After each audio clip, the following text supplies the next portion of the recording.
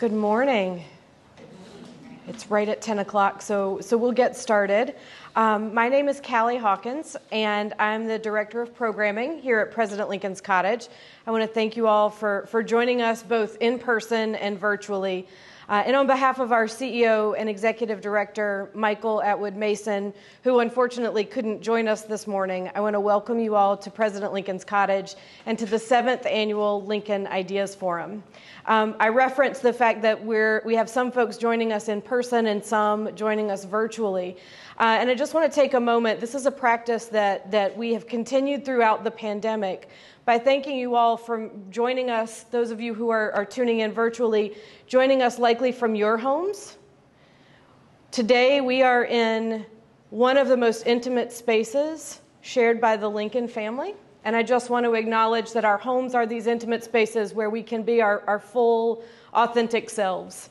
And I just think that it's worth acknowledging that this morning as we all gather here to talk about something like grief. And whatever brought you here this morning, whatever made you decide that you wanted to spend 2 hours here with us, we are so profoundly grateful that you've come to this space and that you're here with us. So thank you. Each year, the Lincoln Ideas Forum brings together experts and the public to delve deep into the challenges faced by President Lincoln and how they continue to be relevant to us today. Today's topic is grief.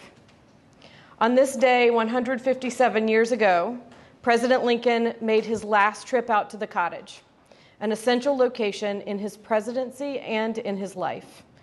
As we know, in the days following his last trip to the Cottage, the Lincoln family, as well as the nation, once again faced tragedy, this time the tragedy of Lincoln's own death and the accompanying grief that followed. Grief is really a part of our origin story here at the Cottage, and the Lincolns came to the Cottage after the death of their 11-year-old son, Willie, in February of 1862. They came here to this house that we are in today in search of solace and a place to grieve. While the Cottage and the surrounding grounds did provide the Lincolns with some sense of peace and quiet, their living here also helped bring them closer to the human cost of the Civil War and the collective grief of an entire nation. Today, we are once again gripped by a collective grief as our country faces the dual pandemics of COVID-19 and centuries-old systemic racism rooted in the legacies of slavery. In light of this, we've brought together several experts, scholars, and I'm proud to say friends, to cultivate a fierce compassion for the bereaved in a largely grief-averse culture. Today, we'll hear from 4 speakers, each with different perspectives and areas of expertise as related to the topic of grief. The views they share with us today reflect their own and are not necessarily the views of President Lincoln's Cottage. Before I introduce our moderator today, I would also like to encourage all of you to stop by our Visitor Education Center, which is just across the street, or another time if you're joining us virtually. We'd love to have you all here. While there, you can see our special exhibit called Reflections on Grief and Child Loss. This exhibit explores the Lincolns' grief after the death of their son, Willie, the grief of modern-day families who have lost children, and the stigma that continues to surround grief in our culture today. I also encourage you to check out our museum store. There you can find a variety of books, several of which have been written by our own esteemed speakers on the topic of today's conversation. So now, to introduce our moderator for the morning, Stacy Lynn earned her PhD in American History from the University of Illinois and was an editor and assistant director at the Papers of Abraham Lincoln for 20 years. She was an editor on the Papers of Abraham Lincoln, Legal Documents and Cases, and is the author of numerous essays and articles and 2 books, including Mary Lincoln, Southern Girl, Northern Woman. She is a member of the board of the Abraham Lincoln Institute and is writing a woman's biography of Abraham Lincoln to be published by Southern Illinois University Press. Currently, she is associate editor of the Jane Addams Papers. In 2014, her 20-year-old daughter, Mackenzie, a college junior, died while studying abroad in Spain. I promised Stacy that we wouldn't cry. No, we didn't promise each other we wouldn't cry. We promised that we might cry and that would be just fine. So we promised that not worry about crying. Anyway, we're going to cry. It's fine. It's fine. I started a little earlier than I had anticipated. Stacy's loss and grief over Mackenzie coincided with the final manuscript work on her Mary Lincoln biography, which intensified her empathy for the Lincolns and provided a healing historical perspective for her own personal sorrow. Thank you so much, Dr. Lynn, for moderating us today. I'll turn it over to you. Okay, now I'm going to promise not to cry.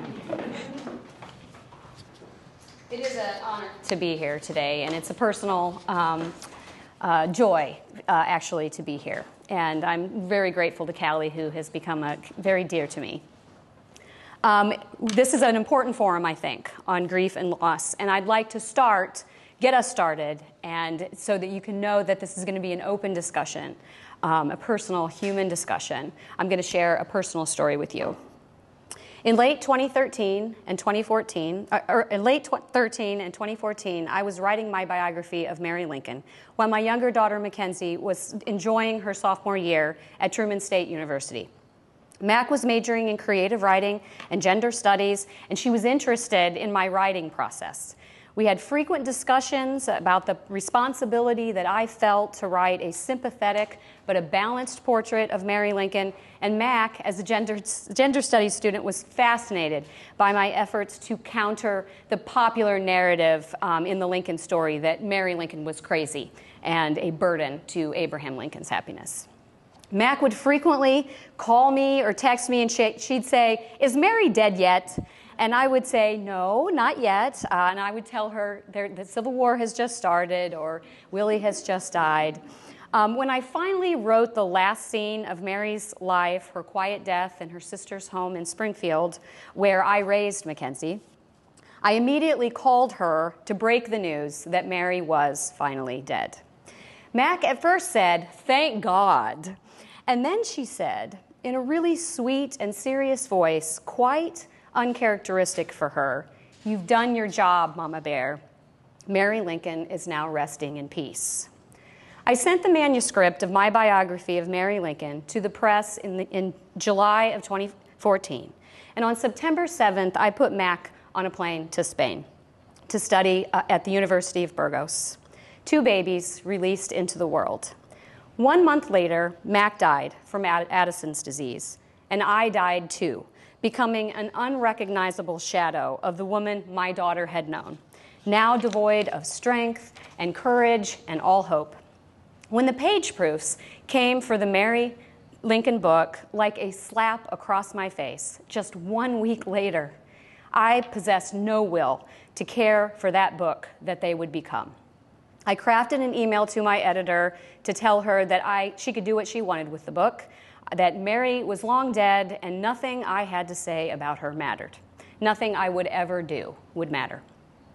But before I sent that email, Mac's spirit rose up in front of me and demanded that I complete what we had started, that she had had a hand in that biography, damn it, and I must pick myself up and get to work. She was right. I might not be able to do it for me, but I could do it for her. I crafted a new email to my editor asking for an extension, and then I spent the next month proofing and indexing my biography of Mary Lincoln, our biography of Mary Lincoln. It was a project on which to channel unbearable pain. In honor of my daughter, I tended to Mary Lincoln, and in the bargain, I also tended to myself. In that tending, my broken heart reached back in time to Mary Lincoln's broken heart, back to 1850 when her little Eddie died in Springfield, back to 1862 when her beloved Willie died in the White House, back to 1865 at Ford's Theater when Mary violently lost her husband to an assassin's bullet, and back to 1871 in Chicago when her darling Tad left her too. I had always empathized with Mary Lincoln, but now I understood for myself the cruelties that grief visits upon the body, how it manifests itself in the bones, steals away beauty and joy, and compromises a grieving mother's ability to cope. I knew Mary Lincoln suffered, but I now knew something much more important about her that I had never fully recognized before. Mary Lincoln was resilient, and she was brave. That month spent with Mary Lincoln, my darling Mac's spirit by my side, was the first step to rebuilding my strength and my courage. And the intellectual effort, that purpose, it gave me purpose, which is a supportive sister of hope. It was fortuitous for me that the final work on my biography coincided with the first weeks of my grief, because my emotional connection to Mary Lincoln during that time was a strange solace. It provided perspective. It taught me that grief is natural, it is universal, and that the deep and enduring love that fuels it is the very thing that makes us human. It planted the seeds of belief that I might be resilient and brave, like Mary Lincoln. She was a survivor, and her survival of unbearable loss gave me the courage to believe that I would also be a survivor. Such courage and belief brought me peace. And to this day, 8 years later, the painful, beautiful, very unusual connection between me and Mackenzie and Mary Lincoln is still a comfort to my broken heart. So I am here today, and I hope we are all here today, not only to share ideas about grief and loss in our modern world, but also to connect with each other through our shared humanity. We are here to discuss grief and loss in various contexts, not to discover ways to avoid it, but rather to embrace it as one of the essential realities of our human condition. The incredible panelists assembled here today will offer inspirational stories of survival, illustrate the interconnectedness of love with loss, and suggest some constructive ways and some creative ways we might navigate our own personal sorrows, but also the sorrows we collectively share in our families, our communities, our nation, and our world. I will not promise not to cry at some point in the next couple of hours. Callie and I have already started. But I do promise that the time that we spend together today in this beautiful place where Abraham and Mary Lincoln found solace will be rich and deeply rewarding. Our first speaker today is with us virtually. Her name is Dr. Joanne Cacciatore. She is an associate professor in the School of Social Work at Arizona State University, where she studies grief and loss. She is the founder of the MISS Foundation, which has been supporting families who have lost children since 1996. And she is the author of an award-winning book, which I have just begun reading and strongly encourage everybody to take a look at, Bearing the Unbearable: Love and Loss and the Heartbreaking Path of Grief. In 2016, she opened the Sella Care Farm, which brings together rescued animals and traumatically bereaved humans. Today, she is going to discuss the Care Farm and her latest research. Please welcome Dr. Cacciatore. Hi, everyone. Thank you so much for welcoming me, and thank you to all the organizers of this event. Can you hear me okay? Okay, good. Thank you to all the organizers of this event for actually providing a safe place to talk about that which others so fruitfully avert, which is talking about grief. It's one of the hardest things. In fact, I have found that it's even harder in our culture to talk about grief than it is to talk about death itself. So now, Callie and I had talked about I was going to talk about the Care Farm, but there's a new thing that just came up. And Callie, do you want me? I'm a little bit confused this morning because we had emailed back and forth about talking about the prolonged grief disorder debate. Sure. So which did you want me to cover? Sorry. Why don't you talk about the Care Farm and then talk a little bit more about prolonged grief disorder? Oh boy, in 20 minutes, huh? Okay. I will do my best. That's a lot in 20 minutes. Well, I'll just tell you about the care farm. The Sella Care Farm is a magical place located just outside Sedona, Arizona. And we have 50 rescued farm and domestic animals, mostly farm animals, who we've rescued from various levels of from torture and abuse to deprivation, starvation, dehydration, and homelessness or slaughter. And we created this care farm so that grieving people could come here. Our particular care farm is specifically for those who are traumatically bereaved, which is defined as parents who have lost a child at any age and from any cause. And that also includes any kind of homicide or suicide. So we work with very violent, sometimes very high profile, the kinds of stories, awful, catastrophic stories you would hear in the news.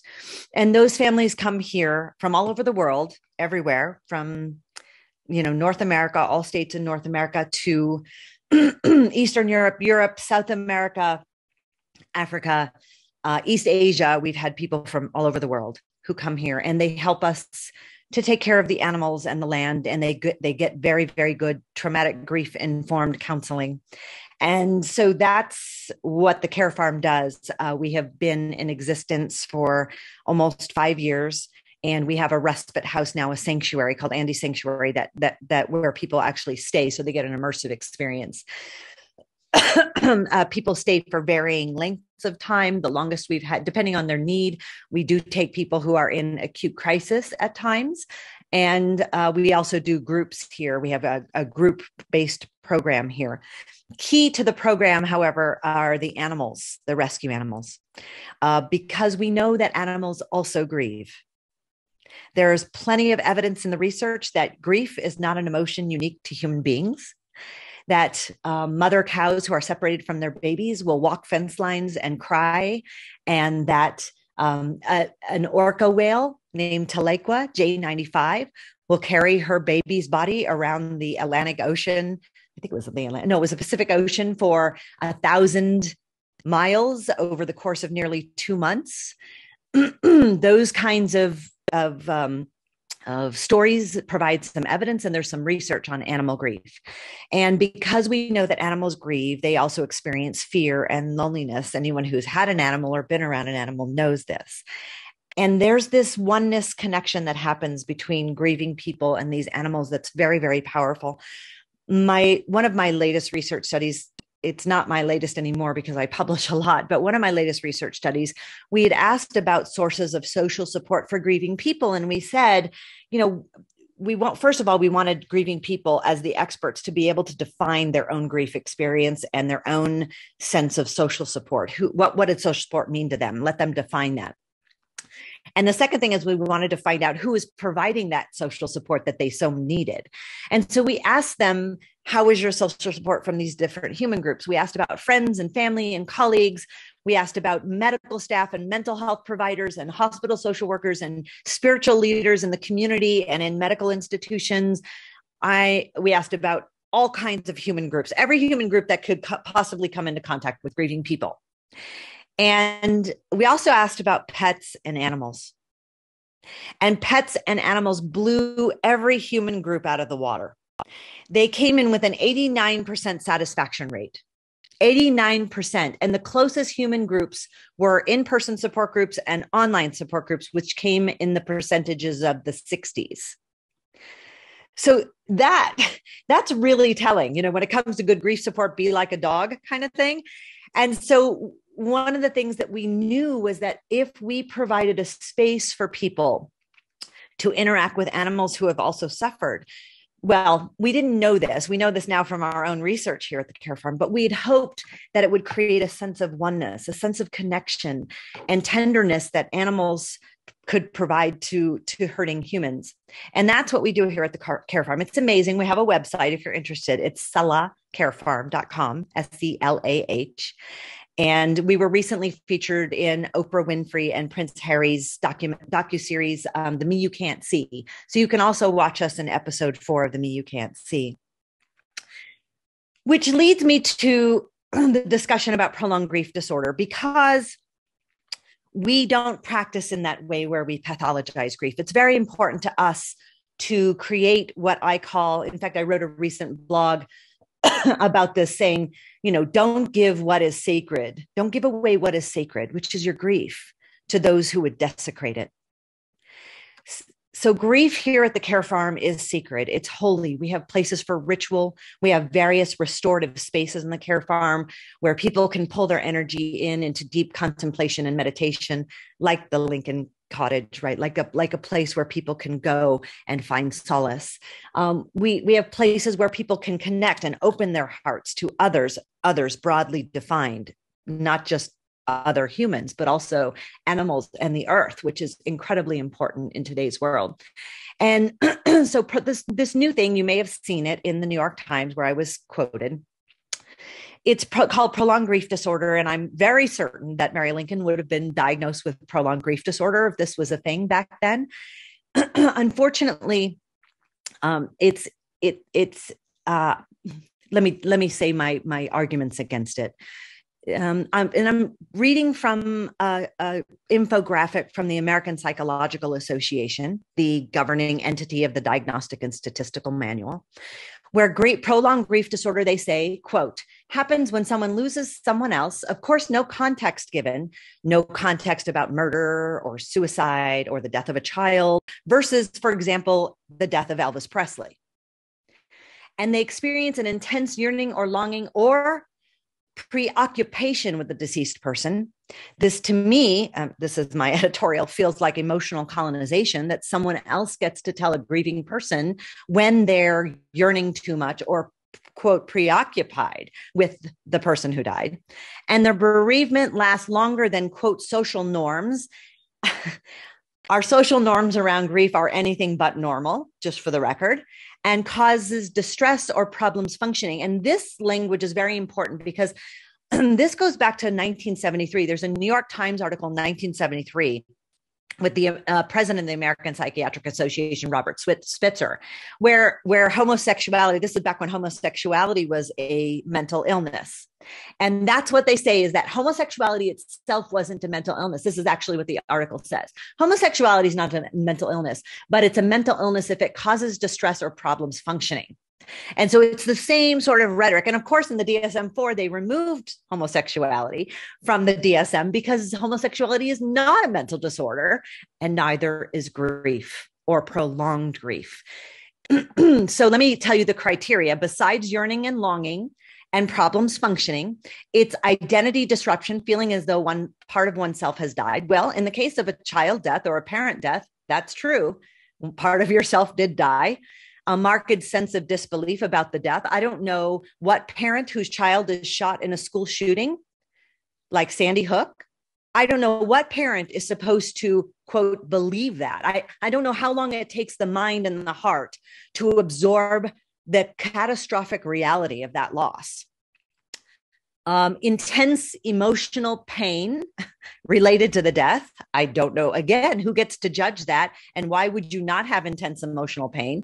And why is emotional pain bad?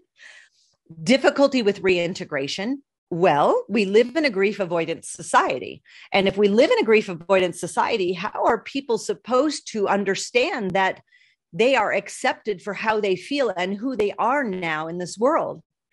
It's an insidious problem with society that we need to fix. Society rather than grieving people, in my opinion.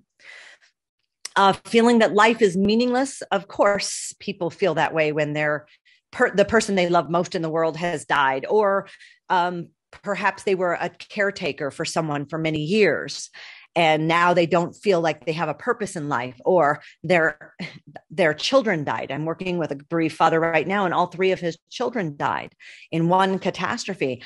How is he supposed to feel that life is anything but meaningless?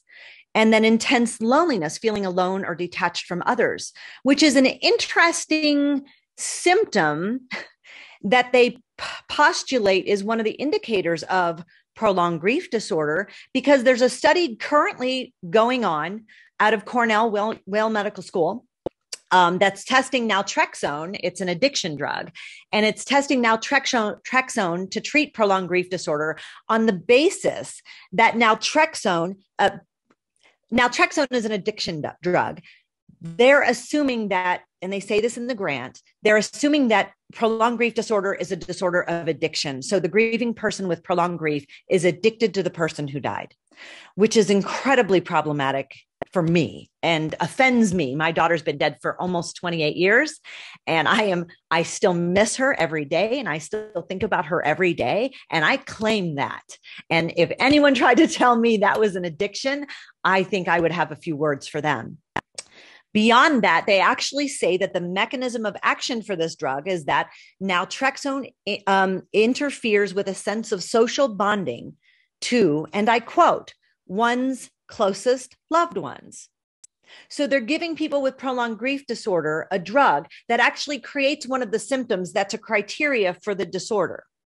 It's a circular, and in my mind, I don't understand it. I don't understand how it was approved by an IRB, but this is problematic and also indicative of the fact that we are an incredibly grief-averse society. I don't know Mary Lincoln personally, of course, and I don't know even much about her through history, but I can tell you that anyone who has lost 3 children and a husband by murder is being affected by the actual catastrophes she has suffered and the avoidance of the world around her, much more likely so than from a mental disorder. It's a human being's propensity to blame the victim and individualize, focus on the individual rather than the context in which the individual exists.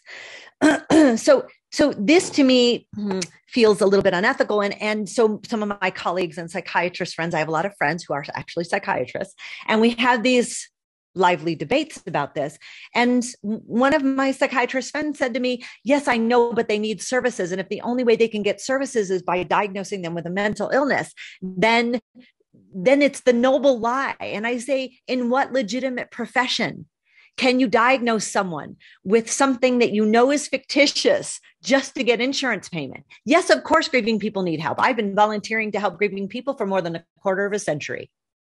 And I've been in it 100%. This is the only work that I do. Yes, of course, they need help and support. But they need the kind of help and support that's honest and transparent, that doesn't cause them further harm. There was a research study that showed that prolonged grief disorder as a disorder actually caused more stigma than being suicidally bereaved. So people who knew someone was diagnosed with prolonged grief disorder desired more of a social distance from those people than they did even from people who were suicidally bereaved. We're actually causing potentially more harm to grieving people, and also for sure contributing to the myth about what normal grief is and isn't. And so my point to my psychiatrist friend who's talked about the noble lie is what we need to do. There are some very smart people from some very powerful institutions. What we need to do is lobby together and push insurers to provide supportive counseling and intervention for grieving people that is not predicated on a fictitious mental disorder. And we need to start teaching society that this is what normal grief looks like. It's painful. Emotions are intense for a very long time, particularly when loss is catastrophic. That the reason that people feel that their life is meaningless is because they're in a transition period and trying to adjust to one of life's most devastating experiences. And it takes time. We can't rush this any more than we could break open a chrysalis too soon and you get liquefied caterpillar. It just is a bad idea as a society to colonize people's emotions, tell them what they should and shouldn't feel, and cause them to mistrust their own very sacred and holy experiences of grief. I want to be mindful of time, and I think I'm at 20 minutes now. Kelly, are you opening for emotions? Yes, are you opening for emotions, Kelly? I'm so focused for emotions, but not for questions. Thank you so much. Thank you.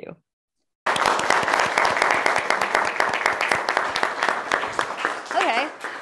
All right, breathe, right? Wow, okay. This is wonderful. I'm a historian, so I thought between panelists, I would take us back in time to Abraham and Mary Lincoln, who are really our spiritual hosts at the Ideas Forum today. I'll just provide a brief vignette, a quotation from a letter or something that cover kind of the themes that we're discussing today in order to kind of tether our discussions a little bit with the past. I won't offer any comment on them, although we can talk about them at the end if we'd like. On May 29, 1862, Mary Lincoln penned a letter to Julia Ann Sprigg, an old friend of hers from Springfield.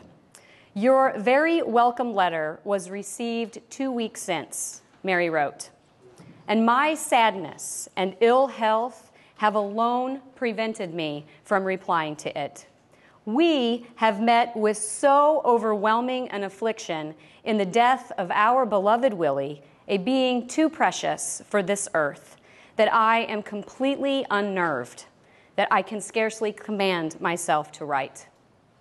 What would I give to see you and talk to you in our crushing bereavement?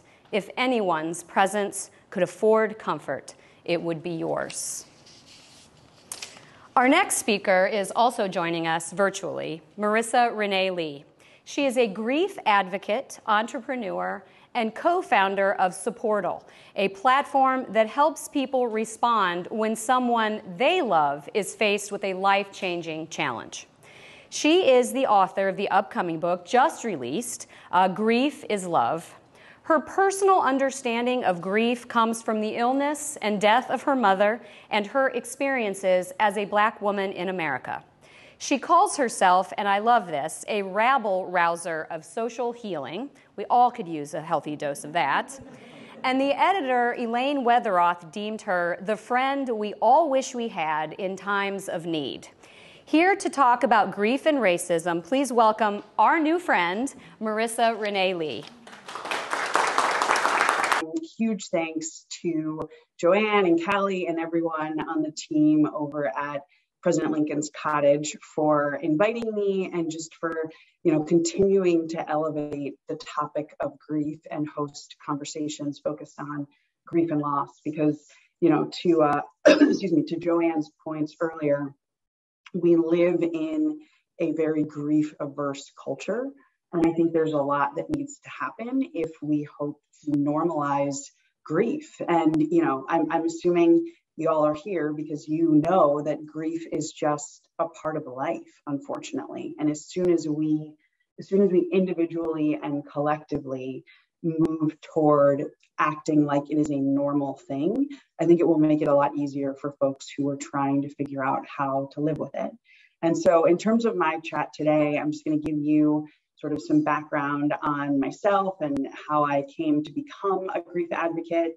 I'm going to share my thesis on grief, and I will also touch on a little bit of my book and sort of my book journey and how I got to this place where my book came out yesterday. So growing up, I had what I considered to be a pretty ordinary childhood, but one of the things that, looking back, I realized was unique about it was this comfort around grief and loss and death. I was just 5 years old when my uncle died from AIDS. And I remember my mom, taking me as a little kid to visit him in the hospital before he died. I remember going to his funeral with my other little cousins and, not totally understanding it, but having these very distinct memories of the day and knowing that, something important and meaningful was happening. And so, I was raised by people who were very open about death and grief and loss, which I think really helped me when I was 13 and my mom was diagnosed with multiple sclerosis. One day I had a normal, high functioning, working and, PTA, Sunday school teacher, et cetera, mother. And then the next day she was really sick and struggled for years. And ultimately that's what they figured out she had and what was wrong with her. And it was devastating. I was a kid, but I became sort of a third adult in the household, helping my sister with her homework, helping my mom get dinner ready for all of us, like doing laundry, et cetera. And, had an upbringing that was definitely something that moved fast and where more was expected of me at a really young age. And, it was the 90s. So we didn't talk about the grief that existed in that moment for our family. And then fast forward to college, and it was the week I was graduating. My mom had had a particularly difficult health year, just constantly in and out of the hospital, having a hard time even getting out of bed. They couldn't figure out what was going on, assumed it was her MS, and it turned out it was actually stage 4 breast cancer. I will never forget being in this tiny oncologist office in upstate New York with my mother and my father, and my godmother was even with us taking notes because we all knew it was going to be something bad. And then this man, we thought she had cancer in her bones, and the doctor took her hand and put it on her left breast and said, "Can you feel that?" And when she said yes, I realized, oh, she has stage 4 cancer. Like, she is actively dying. And I was 22 years old. She had just turned 45. And so once again, grew up very quickly and committed to doing everything I could to support my parents. My dad is amazing, but he's a dad and like a dude in every possible sense. And so, really wanted to be there for them and help them figure out how to manage it all.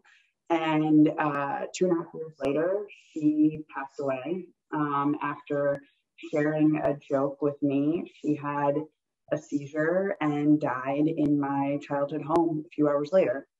And I thought, given the person that I was, I'd spent all of this time helping to care for her, mentally preparing for her death. I read Elizabeth Kubler-Ross's On Death and Dying. I'd done all the research. I was the person who was asking her what she wanted to do with her things and, what she wanted for her funeral. And I thought I was ready.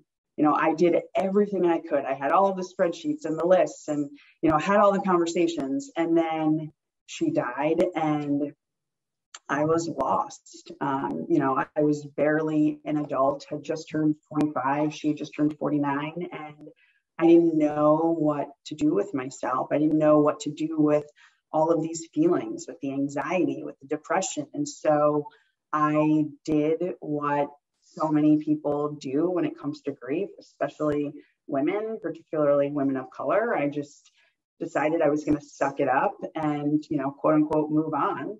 I went back to work 2 weeks after I lost my mom and would proceed for months to have daily panic attacks, excuse me, in the basement of the investment bank where I worked. And even through all of that, I never thought to talk about it in any great detail with anyone.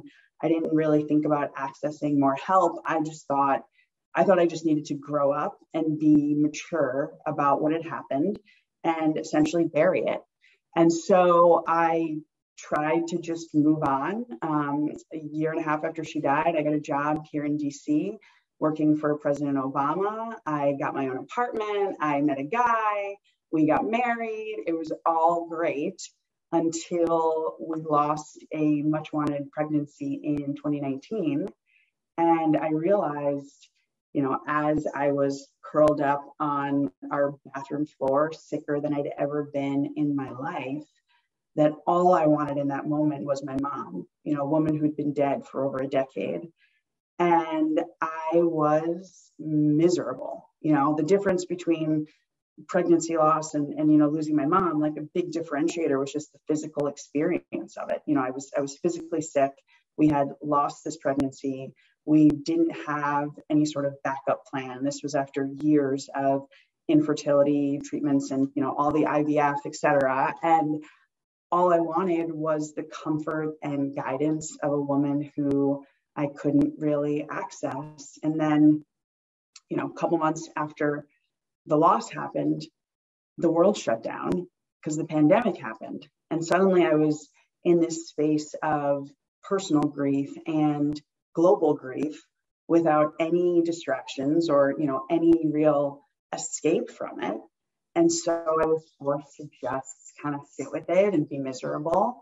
And I started writing like crazy, I had to do something to get all of these feelings outside of my body. And what ended up happening is I realized not only was I not over the loss of my mother or the loss of this pregnancy, but I realized you're not supposed to get over it. I had this moment where, I'm sitting in my office right now. I was laying on the floor, face up, just typing random notes onto my iPhone. And I said, oh, you don't get over it because you're not supposed to. Like, what does it even look like to get over the loss of a parent, a child, a spouse? Like, what does that even mean? Are you just supposed to forget about them, forget that you had these people in your life who you shared a loving relationship with? Like, that logically doesn't actually make sense to me. And so I ended up writing an article about it that went viral, which led to the book that came out yesterday. And as I was writing the book, I realized, okay, so if you don't get over it, like, what do you do? And what is grief really, if it's not just this experience that happens right around the time that someone dies? And I came through the process of writing and conducting research for the book to realize that grief is the repeated experience of learning to live after you have had a significant loss. Because for me, there was the returning to work right after my mom died and just learning how to be a person out in the world without her. And then there are the big milestones that take place over the course of a life that, again, I have to learn how to navigate them without, this woman's active guidance and support and encouragement. So it is this constant learning and iteration process that you go through to figure out how to accommodate for the fact that this person you love isn't here to experience and be a part of these things with you. And what I also realized is that, at its core, grief really is all about love. I continue to love my mother in the present tense, and I know she still loves me, and no one can take that away from me. I experience the pain of grief, though, because love is both action and feeling. And while I may continue to feel that love from my mom and for my mom, she's not here to act on it. I have a 7-month-old who's not napping today. I can't text her and say, like, these are the things we tried, like, what should we do? What's next? She can't help me navigate how to manage the craziness of a book launch and book tour with said baby. And that's why we grieve. Grief is the pain of unrequited, unconditional love. You know what it feels like to be in a relationship with someone that has that foundation of unconditional love. And now they're no longer here to love you in the way that you expect them to, in the way that you want them to, in the way that you know they can. And that hurts because it sucks and it's really hard. And so what I try to do in this book is take a look at, what is required and what does it look like to live a full and joyful life after experiencing a life-changing loss. And I tried really hard to ensure that everything in the book isn't just based on, my experiences with loss, but is also supported by research and data. And the underlying thesis around love is supported by this theory called the continuing bonds theory, which essentially says the best way to deal with grief and to live a full life after a loss is to figure out what it looks like to bring your people with you, to continue to share and feel that love, not to forget about them and act as though this is a thing of the past. And so I looked at things like, what has helped me and what does research say helps you get to a place where you can really do that on a daily basis. And it is things like having space and time to just be with your feelings and process. I think if not for the pandemic, I may not have come to these conclusions and this book may not exist, but I was forced to just sit and be miserable and work through all of that grief. Like, everybody needs that space. You need permission. In a society that is so grief averse, you need to be able to give yourself permission to grieve however you need to and to access whatever it is you need to heal indefinitely. Because at this point, my mom's been dead for over 14 years. And so I don't think the grief ever goes away. I'll let you know if that changes, but that's where I'm at this point. You also need grace. Like, grief is hard. Like, it's a hard thing to carry, but it's also a really hard thing to communicate around, which means, you are sometimes going to mess up and make mistakes and hurt people's feelings when you're dealing with your own pain. And so you need to be able to extend grace to yourself. You need to be able to extend grace to others when they don't support you the way that you want them to. And you need others to be able to extend grace to you when you are not able to show up for them in the way that you had planned to, because perhaps you're grieving something. And then the last thing that I realized, and this is a really important one, is that grief requires safety. Like, if you are in a situation where you are not safe in this world, in your community, you will never have access to all of these other things. You won't have the space that you need to process. You won't be in a place where you can give yourself permission to really grieve and be vulnerable and fall apart a bit if you are in a community that is not physically safe, a community that is violent, if you are in a place that is, economically unsafe and you can't afford to do things like take time off from work or access therapy. And so by extension, that means that grief in this country, because of our commitment to white supremacy and capitalism, grief is harder for people who have already been made vulnerable by society. People who are poor, people of color, Black people, Latinx people, LGBTQ people. What does grief look like if you are a parent right now living in Florida or Texas and you happen to have a child that's trans? Like, you don't have room to grieve because your priority is keeping your kids safe.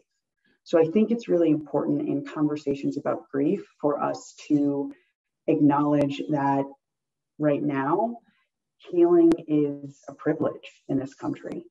And we all need to play a role in ensuring that it doesn't stay that way, because we are on track to reach 1 million dead Americans from the COVID-19 pandemic sometime within the next couple of months. And we know from the statistics and the data that the majority of those Americans are poor, people of color, veterans, undereducated, et cetera. And we need to make sure that those families are able to access the things that they need to heal from their losses. I think I am just about time. So I will leave you with, similar comments to what Joanne said. We really need to normalize grief.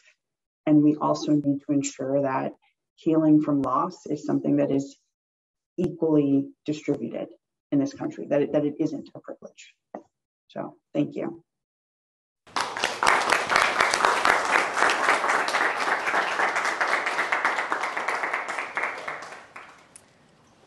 Okay, so upon the death of Abraham Lincoln, Queen Victoria, who had lost her own beloved husband, Prince Albert, in December 1861, sent condolences to Mary Lincoln. "Though a stranger to you, I cannot remain silent," she wrote. "When so terrifying a calamity has fallen upon you and your country, and must personally express my deep and heartfelt sympathy with you under the shocking circumstances of your present dreadful misfortune." Mary Lincoln replied to the Queen on May 21st. "I have received the letter which your Majesty has had the kindness to write, and I am deeply grateful for its expressions of tender sympathy, coming as they do from a heart which from its own sorrow can appreciate the intense grief I now endure." So our next speaker is Suzanne Brennan-Furstenberg. She is a virtual artist whose work and experience is grounded in 25 years of hospice volunteering. Through her art, she says, she has been on a quest for understanding our grief-averse society. In the fall of 2021, she created an art installation of white flags on the National Mall to honor the people that we have lost to COVID. And we certainly could not have a discussion about grief and loss today without talking about the pandemic. Here to discuss her extraordinary exhibit, Designed in America, Remembered, please welcome Suzanne Furstenberg. And I realize I've just switched us, haven't I? I'm sorry. Yeah, I realize I've just switched us. I'm so sorry. I've gotten us out of order. That's okay. It's creative.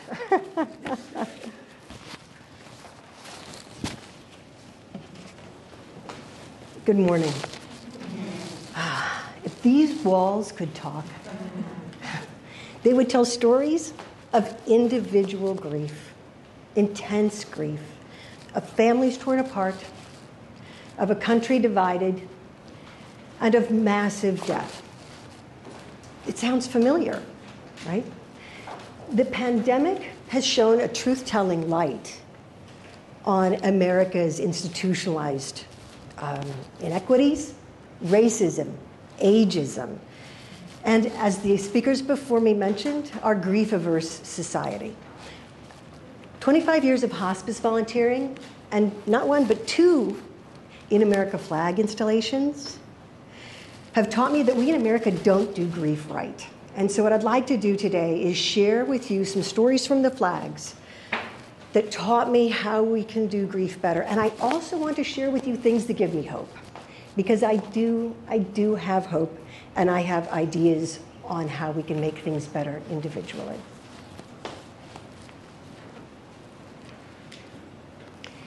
My first art installation happened in the fall of 2020. Outside RFK Stadium, I installed 267,000 flags because I, as a visual artist, felt compelled to visualize grief. And I named it In America, How Could This Happen? Because that was my overwhelming feeling at that moment, like how in the world in my great country could this be happening? So one, I wanted to visualize the grief, visualize and make understandable an incomprehensible number, which was the cumulative death toll in the United States. This was going to be a massive data visualization project. Number two, I wanted a place where people could bring their grief. We as a nation needed a national place of grieving. And number three, I wanted to physically manifest empathy for people. I wanted people to see that somebody cared. So that art installation was in situ for 5 weeks. We had plenty of guests, House Speaker Nancy Pelosi, we had Jose Andres, and of course, Mayor Muriel Bowser. One quiet Saturday morning, we did also have Dr. Fauci and his lovely wife, Dr. Christine Grady. But the most important visitors to that art really were the people who came and dedicated flags. This was public participatory art.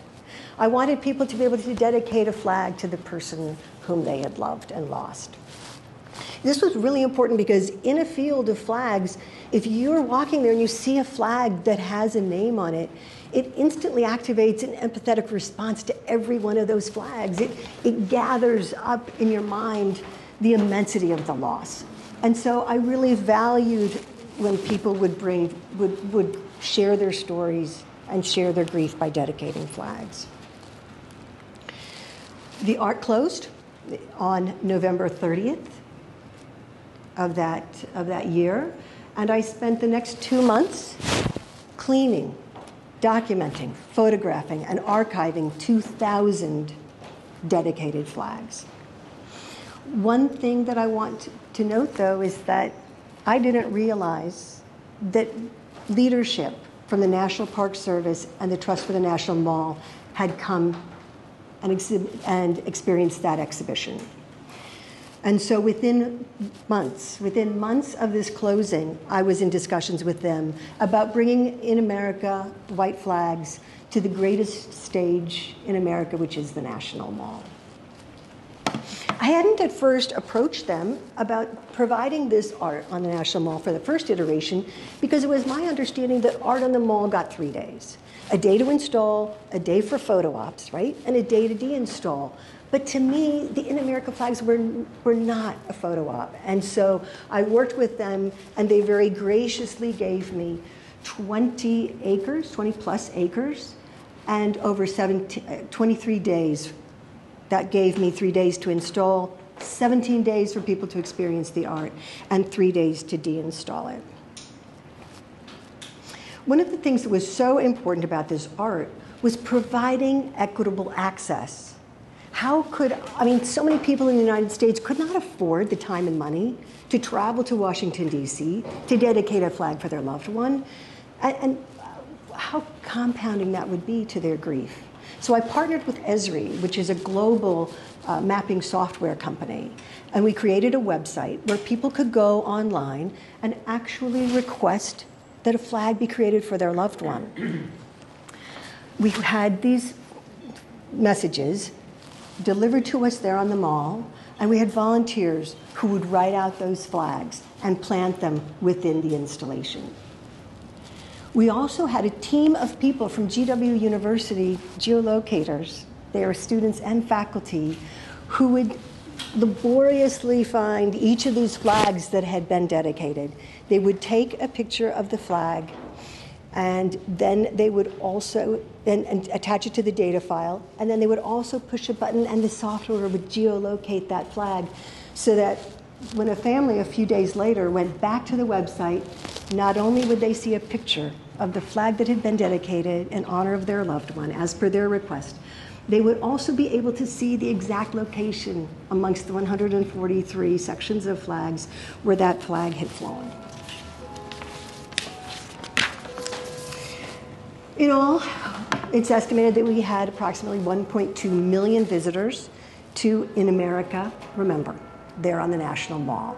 And it is an image that will carry through history, companioning stories of the pandemic.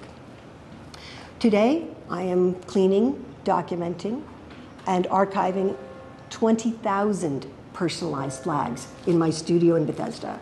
So if you have time and want to join me, I could use your help. It's a monumental task. This is an important moment in time that this art has captured. The installation closed on October 3rd at over 700,000. Today, as one of the speakers mentioned, we are approaching a milestone, a sad milestone, of 1 million deaths. It'll happen within days, if not weeks. Weeks, if not days. 1 million Americans lost. This is the largest mass casualty event in our nation's history, the largest. We're here in Lincoln's Cottage. There is a demographic historian, Dr. J. David Hacker, who has used newly digitized census data to arrive at a new revised estimate of Civil War dead. He places the Civil War deaths at 750,000. But I want to call your attention. You see the 1918 pandemic and the world wars, Vietnam and Korea, but I want to call your attention to 9/11. 9/11 here, just under 3,000 people died, and the HIV pandemic. Marissa mentioned visiting her uncle, whom she lost to AIDS. Think about how visuals of 9/11 are burned into your psyche. Now visualize the HIV/AIDS pandemic. It's harder to. And that's one of the big differences why 9/11 is such an outsized memory for us, but the AIDS pandemic is not. The AIDS quilt visualized for us the grief and loss, and thus the white flags have done that for In America. This is a picture taken from an airplane. This is, if you were taking off from National Airport, this is how you would have seen it. Today it is 40% larger. There is so much grief honored and acknowledged in this art. I want to share some stories about grief and what I think we can get better about it. I am not showing you pictures of the people that I mentioned just for privacy's sake. First of all, one day there was a woman in a long white gown and a white veil. She was dancing in one of the interior sections of the installation, and every once in a while, periodically, she would reach down and touch a particular flag. And from a distance, I thought, maybe she's a bride. Maybe it's her wedding day and she's come to visit the flag for her grandfather or something. And I meant to go talk with her. But I got waylaid, and by the time I got down to where she was already packing in, and she was on the perimeter of the flags, headed away. From a distance, she looked young. As I got closer, her movements from a distance belied that she was older. When I got close, I could see the tears in her eyes. She was a Japanese Cambodian woman, and she had been honoring her uncle who had died. And that was her ritual of mourning. She had been approached by two heavy-set women who were intent on making her leave because they felt she was being disruptive and dishonoring the flags. So intimidated, she had stopped, and she was leaving. A little bit more cultural understanding, curiosity rather than judgment, might have improved that situation. One day, a beautiful dark-skinned woman came and she said, "I need a hug." She got it. She was from New York, a news producer. She was a new mother. Her own mother had died of COVID just a few months prior. When this woman was 8 months pregnant, that's when her mother died. And yet her mother was a doula and was going to help her through her first birth. She had been counting on her mother. She needed her mother. When she buried her mother, she went right back to work because she had no time off. And there at her desk was a condolence card, bouquet of flowers, a full inbox, and a day with scheduled back-to-back meetings. And she said to me, "Suzanne, does the empathy really stop when the card gets signed and provisions have made for the floral arrangement?" In American workplaces, we can do better. There is a woman named Joyal Mulherin. She founded an organization called Evermore that is dedicated to getting past legislation to provide for bereavement leave. It's one of the things we need to push for. Oh, there it goes. Men. Men. Men. Let's talk about men for a minute. We've got to get this right. I met a pulmonologist walking through the flags, and tears were falling on his cheeks. "Suzanne," he said, "I lost my mother in May and my wife in June. I had to put my face back on and go straight back to the hospital because I'm a pulmonologist. I'm front line." I went right back, and he said, "I had to come to the flags, and thank you, because this gives me space to experience, to feel my grief, because it is there." The next day, I was walking through the flags. There was a young man on the ground, sitting in the grass beside a flag. The flag was for his father. His father was the greatest jazz musician, he told me. His father had 5 kids. He was the oldest son. And he said, "He's gone. I'm now the patriarch. I'm the head of the family." He said, "He didn't teach me how to do this." He said, I don't know how to fill his shoes." And he wept. Another man I met, his wife had died just 6 weeks prior. After he buried her in Kansas City, he went into a deep, dark place psychologically. He said, "I was crawling out of that place, so I got in my car. And I decided, hell with it, I'm going to drive around America." And he was driving around America. He had just happened upon the flags. He said, "I'm in search of myself because I'm no longer a husband." We need to find ways for men to be more accepted in their grief. When in the flags, when I would encounter a man crying, I wouldn't give him a tissue.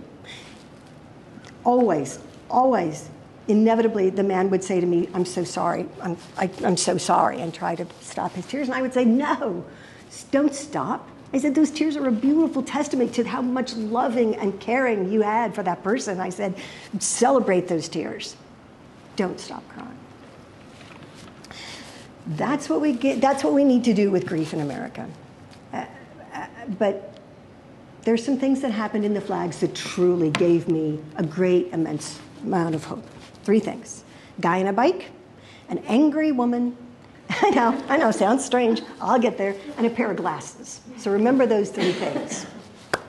There was a woman named Cynthia, beautiful blonde, middle-aged woman who lost her mother. So she was planting a flag for her. She got down, she was laying on the ground with her cell phone taking a picture of the flag when she was overcome with grief. So she just dropped her forehead to the ground and sobbed.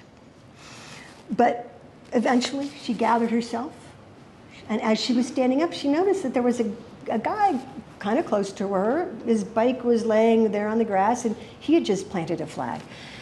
She's gathering herself, and he looks at her and he says, "You look like you could use a hug." And she didn't have any time for the social barriers, right? She said, "Yeah." He walked over and embraced her and gave her, as she reports, one of the most meaningful hugs of my life. Humanity can win out. Humanity can thrive.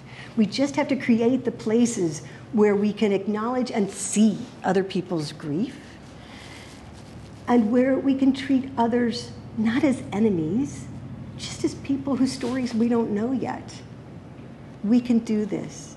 Strangers comforting strangers, like that guy on the bike, that gives me hope, because it's there.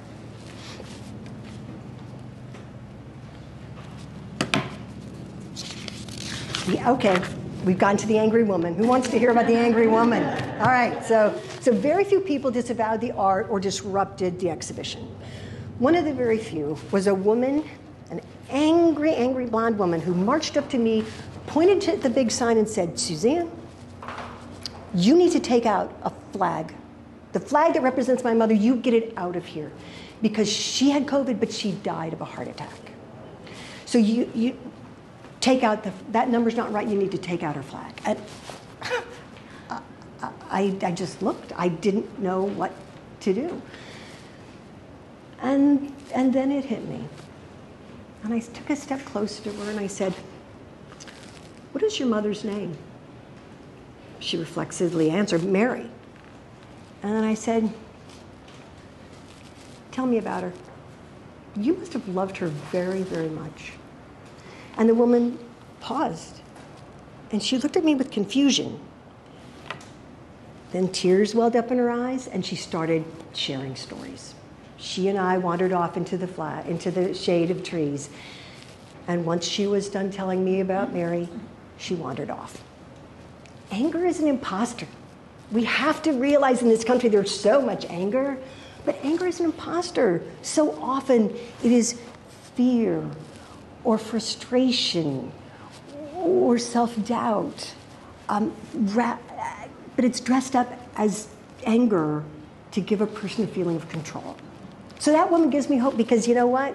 Instead of jousting with anger, all we need to do is recognize that that's not really anger. We need to take off the armament and deal with the pain underneath. That gives me hope, because individually we can do that. There was a lot of pain in these flags, and a lot of it was caused because of the political polarization. People brought pain because of loss. They also brought their pain and their sadness and their grief over our nation, because our nation has been divided during this pandemic. The Pew Charitable Trust shows just how divided we are. If you can see this, at the beginning, this is a timeline based on people who died in districts that supported Biden versus Trump. And early on, mostly Democrats died in highly populous centers, city centers, and because communities of color were disproportionately affected because of job and health disparities. But quickly, we get to about September 20th, and you see that the red dominates. Many more people died who were conservative in the more recent months of this epidemic. People died because of their politics. That's madness, people. That's utter madness. I was talking about this madness in my studio with a fellow sculptor a couple months ago. And while we were talking about it, we were surrounded by art from an exhibition or from an installation series that I had finished just before the pandemic began. I do more than plant white flags, okay? It's called the Empty Fix series, and it's about drug addiction. You heard an earlier person mention, I think Joanne mentioned addiction. I traveled to 24 different states, interviewed hundreds of people to create art that would decrease the stigma surrounding drug addiction. They taught me several things. They taught me, one, that psychological pain underlies a lot of addiction. Neglect, abuse, social isolation. These are things, bullying. These are things that make a person particularly vulnerable to addiction. And to help an addict separate from his or her drug of choice or behavior of choice, if you will, it's important, of course, to address these. But also, they taught me that they need two other things to be able to separate from their drug. One is a goal, a destination point. They need something to work towards, and most often, that is a better sense of self. And they also need a new community, a community that's supportive and can help get them there. The definition of addiction. Addiction is broadly defined here as the continued and compulsive consumption of a substance or behavior despite harm to self or others. So there we were in my studio talking about this, and it dawned on me, I'd recently read somewhere that people, when they encounter information that supports their ideologic beliefs, they get a dopamine rush to the head. They actually get a dopamine surge. A chemical change happens in the brain. People, this is what happens when an addict encounters a drug of choice. It's the same thing. People are addicted to their extreme ideologies. Researchers in Berlin, a group of researchers in Berlin and London recently published a study in which they found that people with elevated dopamine levels were more likely to believe in conspiracy theories. This makes sense to me, and this gives me hope. It gives me an understanding, number one, that people who are perfectly rational can believe in perfectly, incredibly odd things. This explains this concept of addiction, which is the ever greater seeking for novel information that will help the brain handle that pain-pleasure balance that's moderated by the neuromodulator dopamine. It makes sense that people would need ever-increasing craziness, crazy stories to support that addiction. So yes, this gives me hope because it explains why people think that the government has the time and the interest and the money to put microchips in vaccines. It explains why some people can believe that 5G networks can cause people to spontaneously combust. It makes sense now why reasonable and smart people can think that way. But it also gives us hope because there's two things that we can do to overcome our loss of these relationships because of this madness, this political, this ideologic madness. One, we can help people find that goal. Instead of calling them deplorables, right? Or suggesting, oh, well, if you believe this, you're ignorant. No, let's celebrate people for who they really are. Good fathers, good mothers, people who do well at their jobs. Let's work to separate them from their ideology and help them create a new concept of themselves. And number two, community. They really don't need to seed from the nation, okay? This talk of having a separate country, it's craziness in itself. Instead, we need to keep lines of communication open and help people we need to set an extra plate at the table, and we need to model for them reason and caring, and as I said in the introduction, fierce compassion. I want to close with one thing, and that is at the opening ceremony to the flags, there was a man from Baltimore, Archie the Messenger. He wrote a poem. He lost his grandmother to COVID, and he was upset about the divisions in our country. He was grieving both. And he wrote, I know the angels came to get you because they came with wings to fit you. Thank you for leaving us enough light to get through. Thank you for another day, another chance to get it right. We honor you with the love that is hidden between the stars and the stripes. Thank you.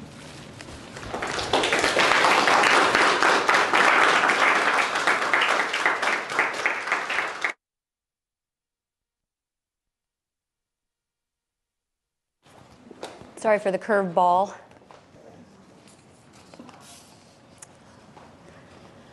Well, I can't really help myself but to share a few lines from one of Abraham Lincoln's most poignant speeches, the Gettysburg Address, which to my mind is a letter to a grieving nation. For those of you who are familiar with Lincoln and care about such things like I do, I read the lines from the Everett copy of the Gettysburg Address, which is owned by my home state of Illinois.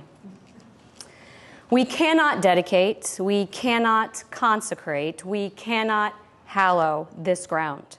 The brave men, living and dead, who struggled here have consecrated it, far above our poor power to add or detract.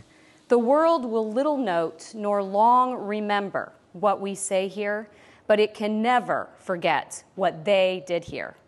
It is rather for us to be here dedicated to the great task remaining before us, that from these honored dead we take increased devotion to that cause for which they here gave the last full measure of devotion, that we here highly resolve that these dead shall not have died in vain.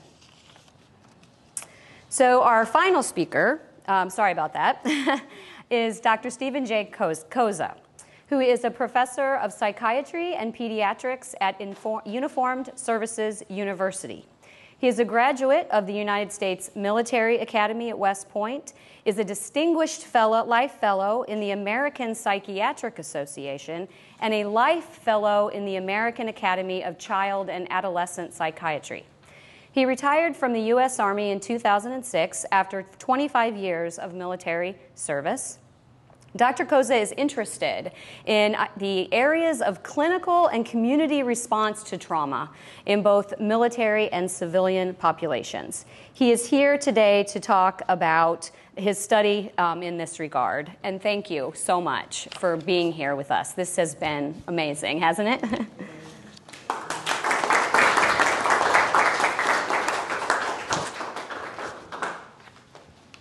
Thank you very much for that kind introduction. It's a pleasure to be here today, and it's wonderful for me to finally visit the Lincoln Cottage, and it's obviously fitting that we're talking about grief here in a place that's so closely connected to the Lincoln family, personal tragedy, and the many, many lives that were lost in the Civil War. First, I want to thank my guests, the other speakers.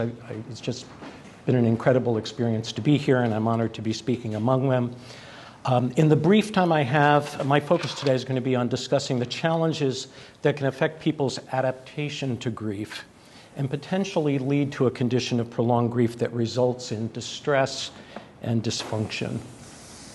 So I should provide a disclaimer that I have no conflicts, and my opinions and assertions here are my own, not representative of the university or the Department of Defense. So I use this phrase from the quotation from C.S. Lewis, "The Vast Emptiness," to title my lecture today, because I want to start from a place of deep humility to recognize the depths of personal loss that people experience and to honor the individual pathways of those grief experiences.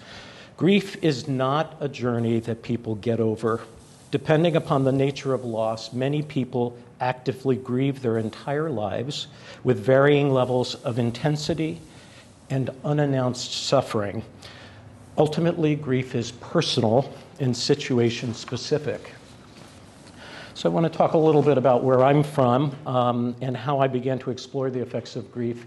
Was after 9/11, and it started with a phone call with Sesame Workshop. We had been working on a number of projects in support of military families related to the effects of deployment, the effects of combat injury and illness, and talked with Sesame about developing materials for young families who lost parents And as a result, they worked with us and developed a product called When Families Grieve.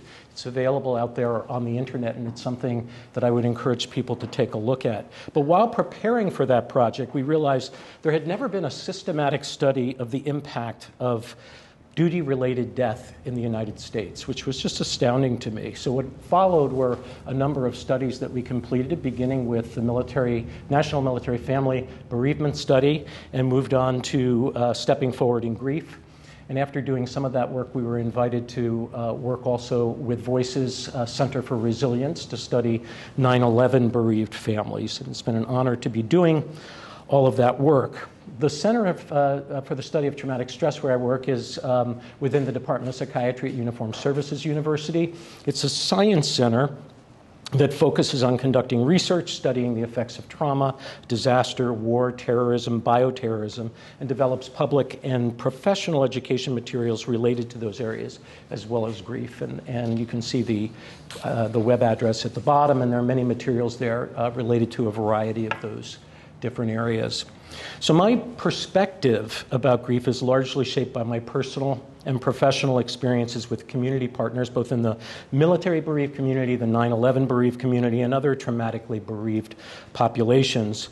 My perspective is also shaped by my professional collaborations with some of the leaders in the field of grief, including Dr. Kathy Shear at Columbia University, Dr. Holly Priggerson at Cornell, and my presentation reflects those conceptual approaches. The death of a close loved one, or the state of bereavement, leads to acute grief. We as human beings are intrinsically wired to create attachments to other human beings. So the resulting acute grief response is a powerful emotional and physical response to the loss. And here are some examples of the kinds of responses, and we've heard personal testimony to this: the yearning, longing, disbelief, distractedness, inattention, forgetfulness, loss of a sense of self. All of those are expected, normal responses after the loss of someone we love. But that the other thing we know is that acute grief is usually time limited. So we need to think about what is grief? And what is adaptive grieving? Grieving is an active process that includes two important elements: adapting to the loss and accepting the reality of the death, which is challenging, as well as restoration of life, moving forward with a sense of purpose and meaning and with possibilities of happiness. The Columbia Center for Prolonged Grief likens grief to the healing that takes place after a physical wound. And that analogy works very well as we understand that there are processes that can sustain and support healing as well as complicate the healing process. Under circumstances in which grieving moves forward towards those loss acceptance and life restoration goals, grief becomes increasingly integrated into a person's life. This doesn't mean that grief is finished, that bereaved people are over the loss. That doesn't happen. It does mean that yearning, sorrow, and thoughts of the deceased no longer take center stage in a person's life, as is typically the case during acute grief. They're still present, neither are gone, but there's room for other things. All bereaved people are likely to have their grief reactivated at any point in their lives by triggers in their lives that might have to do with reminders of the deceased, reminders of how their deceased died, at birthdays, other important dates, anniversaries of birth, anniversaries of death. But as grief becomes integrated, there are space for other thoughts, activities, even joy, despite continued awareness of the loss of the dear loved one. And so what we think about is that integrated grief over time finds its rightful place in a person's life. So if we consider the metaphor that adapting to loss is like adapting to a physical wound, it's understandable that just as infections can compromise wound healing, certain processes or factors can challenge grief adaptation.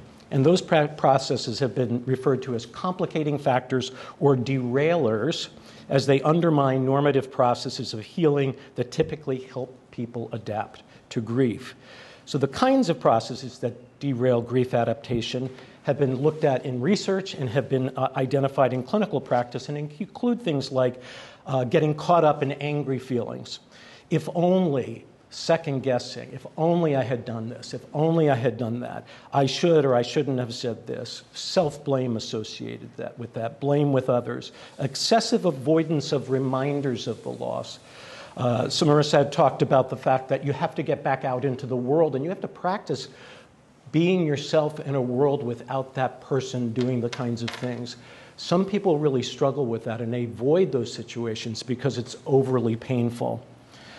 Judging grief, too much or too little, not taking care of oneself, sleep, not getting enough sleep, exercise, or social contact. Okay. So I know there was discussion of prolonged grief disorder before, and so maybe I'm stepping into my own minefield here. But it's believed that this derailing of grief adaptation can lead to a condition of persistent and unremitting grieving. And this brings us to the disorder, prolonged grief. So it is a clinical disorder that's been defined by the Diagnostic and Statistical Manual and the American Psychiatric Association. It is defined by unremitting, meaning the person is beyond 12 months from the death, intense sense of yearning, longing for the deceased, additional grief-related symptoms like avoidance, loss of meaning, loneliness, numbness, difficulty moving on, and this the intensity of distress and disability. It's a fair question to ask. How is it that we can say that grief is a personal and individual journey, but then pathologize some people's pathways? Fair question. Purpose is not to pathologize individuals, but to distinguish this condition in its quality and intensity from normative grief. Studies have shown that it exists in about 4 to 7% of the population, higher in those that have been exposed to sudden and violent deaths. So why identify it? Why is it important? There are several excellent reasons. First, those who qualify for this condition have been shown to have poorer physical and mental health outcomes and are at much higher risk for suicide compared to other bereaved individuals. Second, PGD responds to evidence-based treatments. And in fact, when not treated, it tends to continue and persist as opposed to get better. Those treatments are not medication treatments. They're more cognitive behavioral therapy treatments where the individual learns about grief, understands it, learns to manage emotions, finds a way of seeing a promising future for themselves, strengthening relationships in their lives, and learning to live with the reminders and continuing with the memories of deceased over time. And the third important reason why we want to identify it is clarifying the diagnosis for healthcare providers is more likely to result in accurate identification of individuals who are suffering and who could benefit from evidence-based treatments. Accurate identification means neither overdiagnosis or underdiagnosis, but finding people who really meet the criteria and therefore can be identified and access care. There was a conversation earlier about stigmatization. If you speak with clinicians who work with people with prolonged grief disorder, they will say, finally someone has identified that there's something that we can call this thing. So diagnoses in their best situation are not intended to stigmatize, but they're intended to help people understand themselves in ways that allow them to understand what they're experiencing and then also potentially get whatever assistance would be important for them. So my interest in more problematic grief outcomes comes from my experience with sudden and violent deaths in both military families and 9/11 affected families. Sudden and violent deaths often involve the untimely deaths of young people, and compared to nonviolent deaths, have shown to have much more serious and intense grief reactions and higher risk for prolonged grief disorder. Given the circumstances of these deaths, it is understandable how anger, blame, self-blame, second-guessing, survivor guilt, as well as traumatic responses, all have the potential to serve as derailers when it comes to grief adaptation. In military populations specifically, they have their own set of challenges and potential protective factors that impact bereavement outcomes. So anger at the military establishment, self-blame of parents for having encouraged their children to join the military are all kind of challenges that certain family members experience. In addition, there are circumstances related to military life. So deaths often occur great distances from family. Sometimes there's not full information about what happened. It may take a while for bodies to be returned to family members. Family members wind up having to leave military communities or move off of military installations, moving to places that don't necessarily understand who they are or the challenges that they faced. Combat-related deaths may bring a sense of meaning and comfort to some family members, where the service member be lauded for their service and their sacrifice. But such recognition also brings some burden, because families then have the burden of being in the family of a fallen hero, which can have its own challenges, and it subjects the families to greater public and or media attention that can serve as complications, particularly if they have ambivalence about the military establishment or angry about the circumstances of the death. So I want to talk a little bit about some of the research that we had done in our work. What we had done was to try to understand how coping strategies in parents of service members who had died potentially affected their grief and grief-related impairment, functional impairment. And we were looking for these coping mechanisms specifically to see whether or not there would be targets for intervention in order to assist them with their grief. Were these derailers for people? What we found was behavioral disengagement, overthinking, and self-blame were highly associated with increased impairment, and active coping, use of emotional support, and acceptance were associated with decreased impairment. So I'm not going to share many data slides, but this is one slide I want to share, and it's to illustrate what we're talking about here. So this is to show the impact of self-blame on parental grief-related functional impairment over time. So if you look at the, is there a pointer on this? No, okay. If you look at the right graph, you can see when self-blame is present, and if you look at the left graph, it's when self-blame is not present. On the bottom, we had parents who started or who were involved in the study that were only about a year out of the death, and then some that were as long as 10 years out. And we see the level of functional related impairment from top to bottom. So what you can see is when self-blame is present on the right, impairment is higher and flatter. So people tend to do better without the presence of self-blame. So what self-blame is doing in this circumstance is it's undermining the capacity of the parents to move forward in ways that help them resolve their grief successfully. We found a similar difference in the effect of presence or absence of anger and bitterness as it was related to post-traumatic growth in these parents. Those parents without anger and bitterness showed a progressive increase in post-traumatic growth as time moved farther from the death, whereas those with anger and bitterness showed a flattened response, suggesting that anger and bitterness impairs resilient grief responses. So again, these are derailers for people in terms of moving forward with their grief adaptation. My second and last data slide is this is data associated with our study that we did with 9/11 bereaved family members. This was 15 years after 9/11, and we were asked to do an assessment because the community was saying that we still have people that are really suffering with grief in this community, and so we collected data from about 450 people who were family members of deceased. And we did what's called the latent class analysis, which essentially helps us understand different groups of people who are alike within that population. And we wound up with 3 groups. And on the bottom, you can see there's a green, in the middle is a yellow, in the top there's a red. So that bottom dotted line graph shows that about 2/3 of the people, even after this profound event of losing someone at 9/11, largely were doing well, which we expect in the population. Most people are going to do well over time. That doesn't mean their grief is gone. That doesn't mean that they're not suffering with with the loss of someone. But it means that they are They are managing with their life in a way that allows them to move forward successfully, even with this level of loss. But about 13% at the top were those whose probabilities of meeting criteria for any disorder were elevated and had very high levels of grief-associated functional impairment. Smaller number, but an important number, because what we would say is that this is a group of people that are really struggling and would benefit from some sort of clinical intervention. So I wanted to talk, 9/11 families had many different challenges that they were faced with, but one challenge that was somewhat unique that I thought I would share with this group was that human remains identification and return to families were quite low, that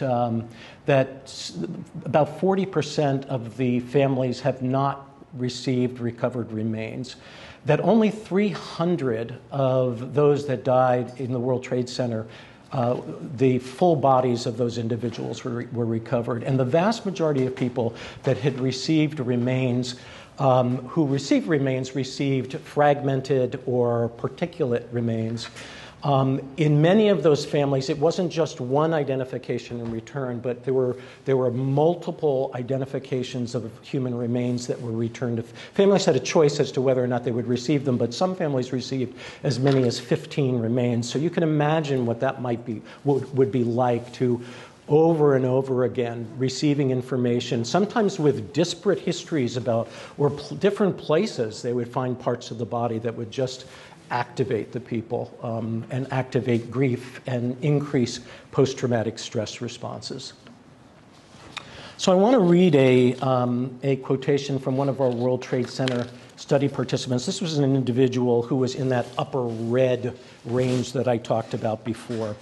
"I still cry every day when I am alone. I don't think this will ever go away. I miss my son so much. It doesn't get any easier for me. My loss is so tremendous, I just can't seem to be at peace. I think every day wanting to know what he felt when he was dying. Was he helping people, or was it fast? Was he in pain? Why didn't he call me?" The questions, the kind of continued focus on the painful aspects of the death. "I have so many questions. Even after 15 years, I miss him so much I often don't get out of bed in the morning and seldom leave my house." Okay. When we talk about prolonged grief disorder, this is what we're talking about. People who are immobile, unable to move forward in ways because their grief is so painful. And the importance diagnostically in distinguishing is to identify people to try to get them help. I wanted to mention, I'm pretty much or close to being out of time, but there were a few other terms that I wanted to introduce the group to. Maybe some of you have heard of them. They are not. They are associated with more complicated grief and loss outcomes, but they're distinct from prolonged grief disorder. But individuals who've had these kinds of experiences have been shown to be at greater risk for prolonged grief disorder. So ambiguous loss, I don't know if anybody has heard of that, was a term that was introduced by Pauline Boss a number of years ago, is an unclear loss that continues without resolution or closure. It is a relational rupture that can be physical or psychological. So circumstances in which people don't know information about the loss. People might not even know if a person died. For example, in our missing in action, our MIA Vietnam veterans, where families were unclear for years and years whether their fathers had died, fall into that category. Disenfranchised grief, a term that was introduced by Kenneth Doka, is the grief that individuals experience when they incur a loss that is not or cannot be openly acknowledged, publicly mourned, or socially supported. So we've talked about situations where there's stigma related to the loss, suicide, substance use related deaths, HIV are examples where many family members were uncomfortable sharing that information or sharing details about it. So they were left in isolation with their own grief, and their grief was experienced as disenfranchised.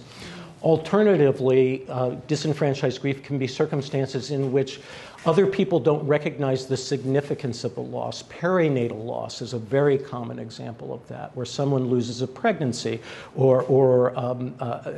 and people don't acknowledge the fact that it has the same level of psychological significance as other types of losses. Okay, I wanted to, the topic of children in grief could actually go on for a long time and be a topic all of its own, but I think just a comment about that here is really important because children suffer the same emotional and social and physical consequences of grief as adults do. But they're younger, they have limited capacity to understand grief. They have a little bit of capacity to understand the finality depending upon their ages. So the importance of being guided appropriately. Children are often missed, plain missed in families where there's been a grief experience. And, in circumstances where there's a parental death, the other parent, the caregiver of that child now is very often bereaved themselves. So they're overwhelmed by their own experiences, and it can be so challenging to meet the needs of children. Additionally, because there are developmental limitations on their capacity to express grief, oftentimes their expressions of grief might be perceived as misbehavior or oppositionality or anger, as opposed to representations of actually what's going on with them internally. Just want to mention as well that prolonged grief disorder has been studied in children. It's been identified in children, and children have been treated successfully for prolonged grief disorder. So PGD is not something that we use just for adults. Okay, I want to close with just a few comments. Although I've focused my discussion on those bereaved that struggle with grief adaptation, I want to again point out that despite the extremely painful experience of losing someone close, the vast majority of bereaved individuals move forward in their grief. Grief never ends, but most bereaved individuals adapt to the reality of their loss over time, often strengthened by the love, support, and memorialization of their families and communities. And I just want to close with a comment from a father who participated in our bereavement study and whose son died in combat. I am proud of my son for all that he accomplished in his short life, and I dearly miss him. He was my son, my friend, my confidant, my idol, and my hero, and I miss him every day. To honor my son, I keep myself busy doing things that people that I know, things for people that I know he would approve of. I want to make sure that his star continues to burn brightly. I feel that he's looking down at me, and if I do something that he approves of, he says, "Good job, Dad, good job." If the job is not what he expects, he says, "I know you can do better, Dad. Next time, try harder." For my life would be empty without children. I want to thank my colleagues, particularly Dr. Scheer, who's been an inspiration in my work in grief. If folks are interested in understanding more about prolonged grief, I would suggest you look at that website, Columbia University Center for Prolonged Grief. I want to thank you for your attention. My contact information is there, and I look forward to the completion of the forum.